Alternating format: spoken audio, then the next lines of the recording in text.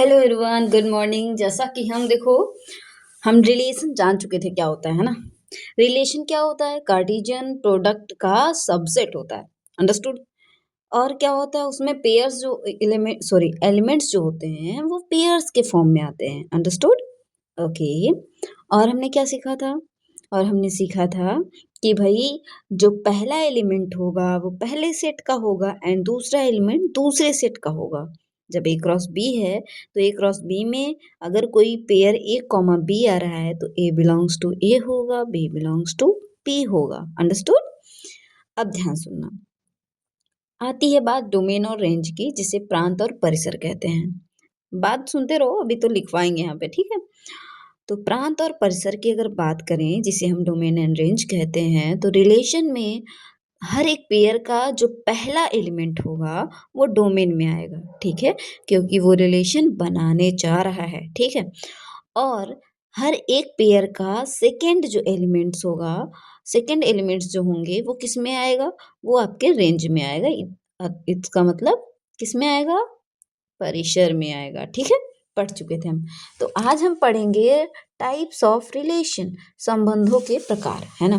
देखो यार, आप में एनर्जी नहीं दिख रही है, इसलिए हमारी भी क्लासेस बहुत धीरे चल रही हैं, ठीक है। मुझे लगता है स्टूडेंट्स आएंगे तब करेंगे, लेकिन नहीं, हम लगातार करते रहेंगे। अब जो भी स्टूडेंट्स आएंगे, बेहतर करने का हमेशा ट्राई है कि चीज़ें हो बेहतर। बाकी कुछ कोशिशेस चल रही हैं, होप सो जल्दी वो हो पाए, है ना। कुछ चीज़ें सीखी भी जा रही हैं आप लोगों के, और आप लोगों को और बेहतरीन क्लास देने के लिए। चलो बाकी देखते हैं, आ जाओ। टाइप्स ऑफ रिलेशन में पहला आता है यूनिवर्सल रिलेशन। अगर मैं बहुत बेसिक समझाऊं तो यूनिवर्सल रिलेशन क्या होता है? जब ना आर आपका इक्वल हो जाए, यानी रिलेशन में सारे जो पेयर्स हैं वो ए क्रॉस बी में आने वाले सारे पेयर्स के बराबर आ जाएं। या तो इसी को हम ऐसे लिख सकते हैं, आर बराबर, अगर दो अलग अलग सेट है तब आर बराबर ए क्रॉस ए। इनका भी खुद से खुद के साथ भी कार्टेशियन प्रोडक्ट निकाला जाता है। अगर इक्वल हो जाए, यहाँ सबसेट नहीं लगाया है, ध्यान देना, ये इक्वल हो जाए तो ये हो जाता है universal set, sorry universal relation. यानी रिलेशन जो है वो बराबर हो जाए, यानी सबसेट न रह करके इक्वल ही हो जाए, ठीक। तो हम इसे कहते हैं यूनिवर्सल सेट। इम्पटी रिलेशन क्या होता है? जब आर की भाई वैल्यू क्या आ जाए? फाई आ जाए। और वो फाई, ध्यान देना, जो फाई होता है वो सबसेट हमेशा होता है किसी भी सेट का, तो ये तो भाई होगा सबसेट। आइडेंटिटी मैट्रिक्स क्या होता है? हाँ जी, अगर मैं बात करूं किसकी? आइडेंटिटी मैट्रिक्स की, सॉरी आइडेंटिटी रिलेशन है, मैट्रिक्स वहाँ नहीं है। अगर हम बात करें किसकी? आइडेंटिटी रिलेशन की, तो बताओ कुछ याद आ रहा है? आइडेंटिटी मतलब क्या होता है? सिंपल सी बात, आइडेंटिटी की जब भी बात करें, आइडेंटिटी मतलब एक की बात कर रहे हैं। तो बताइए, बता सकते हैं आप? हाँ जी, एक सेकंड रुक जाइए। ओके, ठीक है।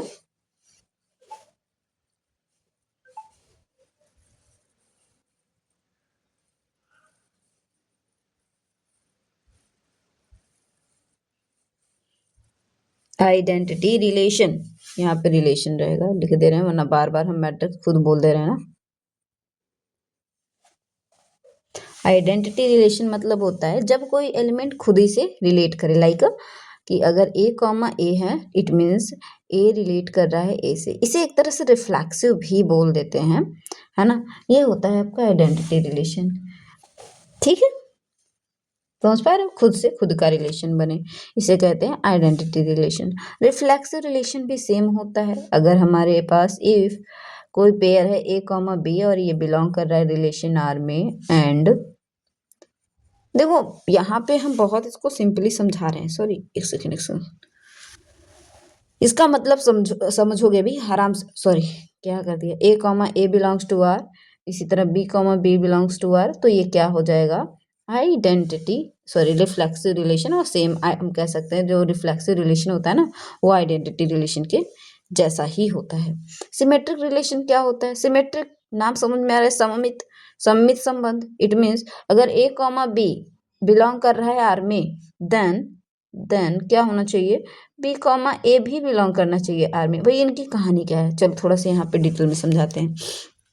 इसका मतलब ये है, जैसे 1,2 किसी रिलेशन में दिख रहा है ना, बिलोंग्स टू आर दिख रहा है, तो 2,1 दिखना ही चाहिए बिलोंग्स टू आर, तभी ये क्या होगा, तभी आपका ये सिमेट्रिक होगा। देन ये सिमेट्रिक कहा जाएगा। कैसा रिलेशन कहा जाएगा, सिमेट्रिक। अदरवाइज ये सिमेट्रिक नहीं होगा। ठीक है, समझ पा रहे हो? यानी अगर 1 रिलेट कर रहा है 2 से, तो भाई 2 भी रिलेट करना चाहिए 1 से। अब यही मैंने आपके वेरिएबल्स में दे दिए, तो ए रिलेट कर रहा है ए से, तो देन सॉरी ए रिलेट कर रहा है बी से, तो बी भी रिलेट करना चाहिए ए से, कुछ इस तरह से। ठीक है, अच्छा एंटी सिमेट्रिक आती है बात। देखो अभी ना एंटी सिमेट्रिक क्या होती है, अगर हम बात करें एंटी सिमेट्रिक रिलेशन की, तो ये क्या होता है ध्यान देना। जैसे इसमें होता है कि अगर हमारे पास ए रिलेट कर रहा है बी से, यानी A comma B belongs to are,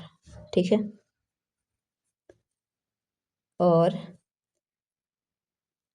B only relate to A, यानी B comma A relate to क्या, आर। ठीक है, तो यहाँ पे एक चीज और होनी चाहिए कि ए बराबर होनी चाहिए बी के। It means if element A is related to B, then A comma B belongs to R, and then B can only related to A. ठीक है, रिलेट मतलब बस ए से ही रिलेट बैक करेगा। समझ पा रहे हो, रिलेट बैक करना है ना, उसी से बस रिलेट बैक करेगा। इट मीन्स कब कर सकता है, जब दोनों इक्वल हो। इट मीन्स ऐसा होगा यहाँ पे, A less than or equals to B, या तो क्या B less than or equals to A, बात एक ही है। तो इट मीन्स दोनों का यहाँ पे इक्वल इक्वल के सिंबल है, ए बराबर हो जाएगा बी के। एंटीसिमेट्रिक ये होता है। ट्रांजिटिव रिलेशन क्या होता है, ट्रांजिटिव को कहते हैं संक्रामक संबंध, है ना, संक्रमक संबंध। संक्रमण कैसे फैलता है, एक से दूसरे को, दूसरे से तीसरे को, तीसरे से चौथे को। इट मीन्स चौथे को कैसे पहुंचा, पहले की वजह से ही तो पहुंचा। अरे भाई ए कॉमा बी, चलो ध्यान देना, if A comma B belong कर रहा हो आर में, एंड कोई अगला है जो बी से रिलेट कर रहा है, बी कॉमा सी बिलोंग कर रहा है आर में, तो देन क्या होना चाहिए, देन समझ पा रहे हो, जैसे ए का रिलेशन बी के साथ है, बी का रिलेशन सी के साथ है, तो अल्टीमेटली ए का रिलेशन सी के साथ होना ही होगा। किसमें, ट्रांजिटिव में। अंडरस्टूड, समझ गए, ये होता है। ठीक है, अगर मैं बोलूं इक्विवेलेंस रिलेशन क्या होता है, इक्विवेलेंस रिलेशन, तो देखो हम इसको यही समझा देना। देखो थ्योरी पार्ट है ना, क्वेश्चन होता है तो हम और अच्छे से आपको समझा रहे होते, बट मुझे लग रहा है कि काफ़ी अच्छे समझ में आ रहा होगा आपको, है ना। हाँ जी, तो कमेंट करना ज़रूर कि मैम समझ में आया नहीं आया, क्वेश्चन हो रहे हैं नहीं हो रहे हैं, तो उससे ये समझ में आएगा मुझे ना कि और क्या सुधार करना है। ठीक है, तो आप प्लीज़ कमेंट जरूर करा करो।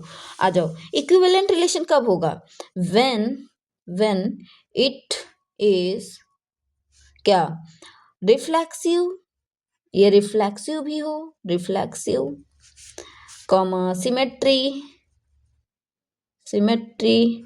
And transitive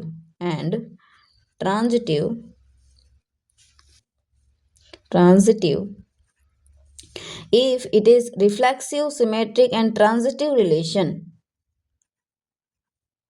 at once time, एक बार में ही क्या हो, ये ट्रांजिटिव भी हो, इसमें ट्रांजिटिव रिफ्लेक्शन भी दिखे, सिमेट्रिक रिलेशन भी दिखे, ट्रांजिटिव रिलेशन भी दिखे, देन इट इज कॉल्ड क्या भैया, इक्विवेलेंस रिलेशन।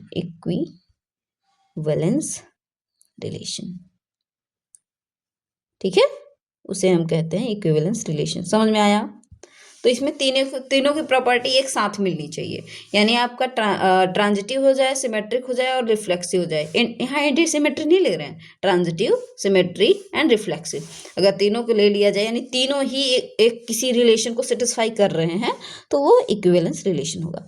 ये देखो यहाँ पे जरूरी होता है एंटी सिमेट्रिक का, यहाँ पे बात करी जा रही है किसकी, पार्शियल ऑर्डर रिलेशन की। ठीक है, नॉइज तो नहीं आ रही ना?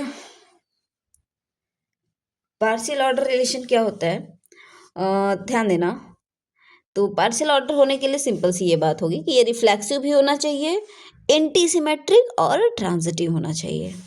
When a relation when a relation relation will be क्या, will be reflexive reflexive comma anti symmetry, यहाँ सिमेट्री नहीं एंटी सिमेट्री। अच्छा एक चीज समझाएंगे अभी ना, anti symmetric and transitive transitive relation relation then क्या भैया, देन इट इज कॉल्ड क्या, आप देखो पढ़ने के लिए ऐसे बना सकते हो, ये आप में नहीं है, 11th में पार्शियल ऑर्डर रिलेशन नहीं है, ये हम एडवांस लेवल थोड़ा अगर हमारे बीसी के स्टूडेंट्स होंगे तो उनके में जरूर देखने को मिल जाएगा, ठीक है। अगर इसका मतलब मैं पूछूं रिफ्लेक्सिव क्या होगा, तो चलो रिफ्लेक्सिव की बात करूं तो इसको ऐसे दिखा देते हैं, है ना। पार्शियल ऑर्डर रिलेशन में अगर हम रिफ्लेक्सिव की बात करें ना, तो ध्यान देना रिफ्लेक्सिव में क्या होगा कि जो A comma A belongs to R, it means A relate कर रहा है ए से, अंडरस्टूड। इसको ऐसे भी दिखा सकते हैं A less than or equals to A, भले लेस देन है बट ये इक्वल है, ये बात है ना।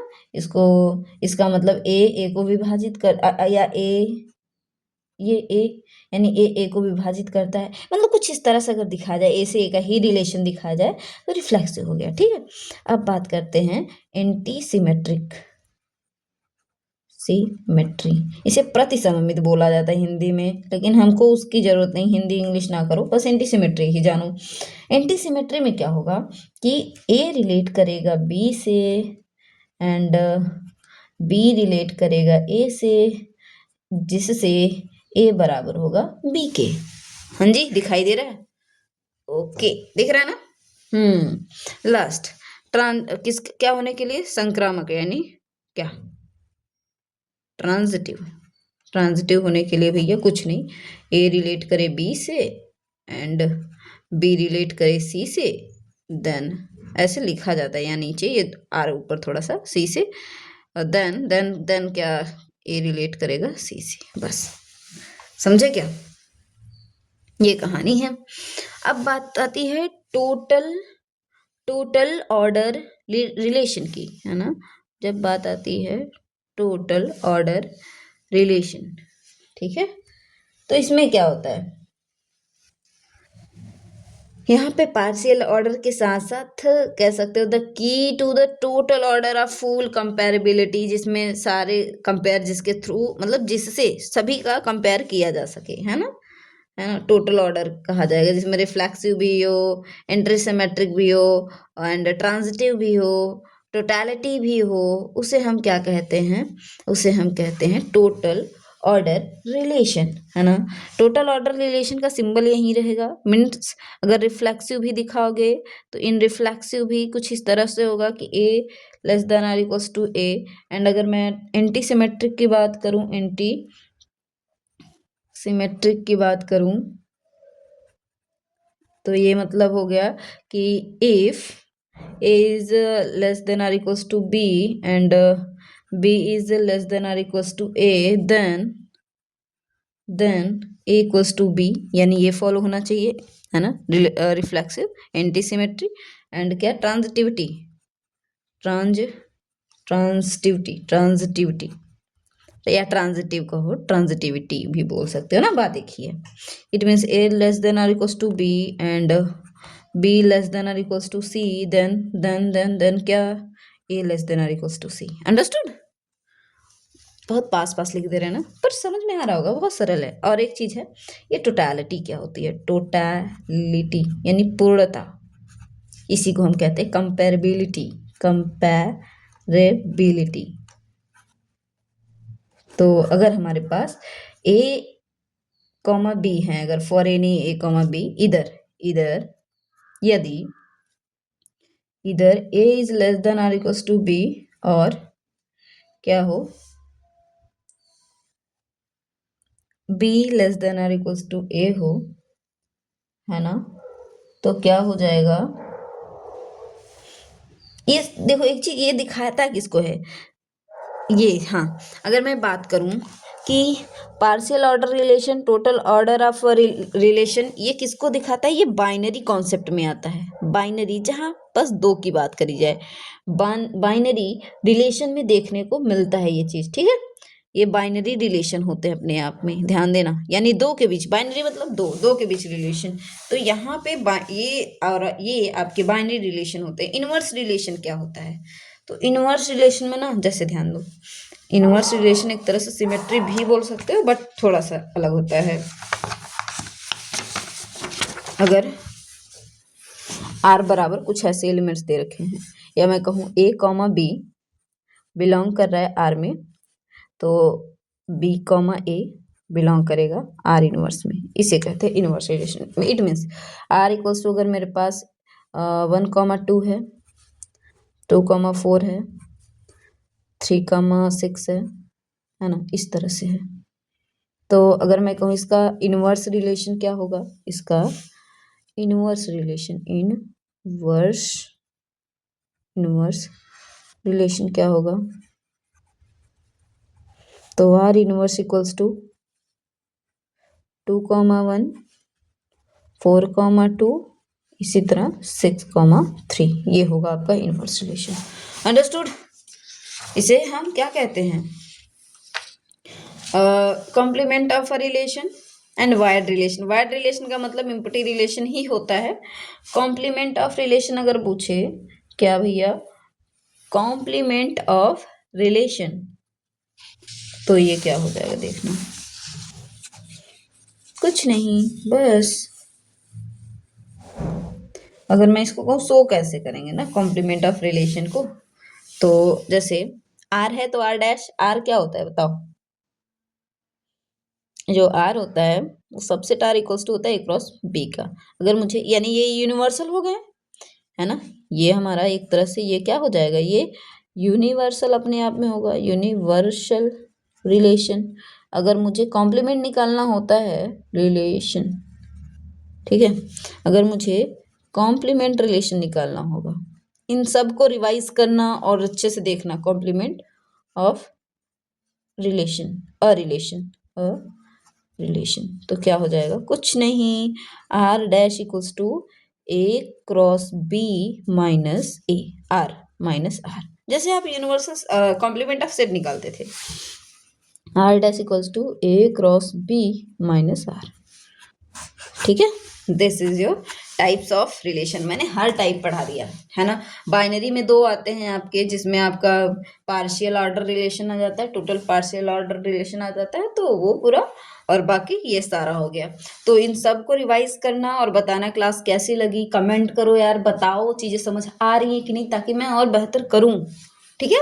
सी you next class, okay, bye bye, see you, have a great day.